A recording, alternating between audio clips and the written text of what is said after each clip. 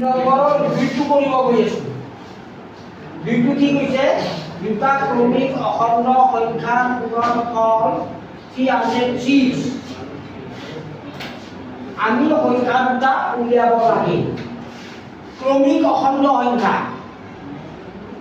ধনাত্মক বুলিও দিয়া নাই, ঋণাত্মক বুলিও দিয়া নাই।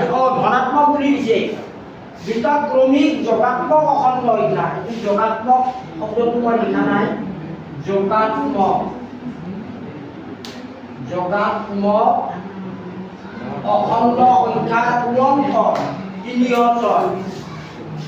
গতিকে চোৱা, যোগাত্মক অখণ্ড সংখ্যা মানে যিবিলাক ধনাত্মক অখণ্ড সংখ্যা, তাৰমানে ধনাত্মক অখণ্ড মানে 1, 2, 3 এইবিলাক ধনাত্মক অখণ্ড সংখ্যা। যদি x এটা ধনাত্মক অখণ্ড সংখ্যা হয়, তেনেহ'লে x ৰ পিছত ধনাত্মক অখণ্ড সংখ্যাটো কি হ'ব? x plus 1। একৰ পিছত যেনেকৈ 2, 2 পিছত যেনেকৈ 1 বেছি 3, x ৰ পিছত 1 বেছি x প্লাছ 1। গতিকে x আৰু x প্লাছ 1 এতিয়া তোমালোকে কি ধৰি ল'ব পাৰা যে ধৰা হ'ল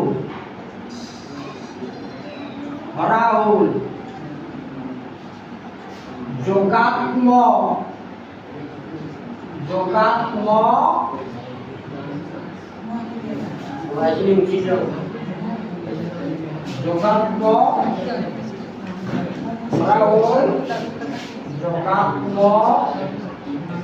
অখণ্ড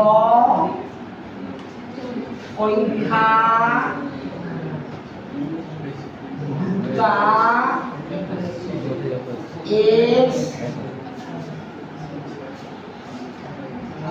x আৰু x প্লাছ 1।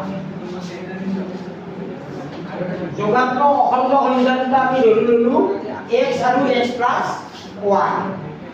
এতিয়া এই দুটা গুণনফল কি হ'ব? এতিয়া প্ৰশ্ন মতে লিখা। প্ৰশ্ন মতে x আৰু x ইয়াতে লিখা x প্লাছ 1 এই দুটা গুণনফল কি হ'ব? 306।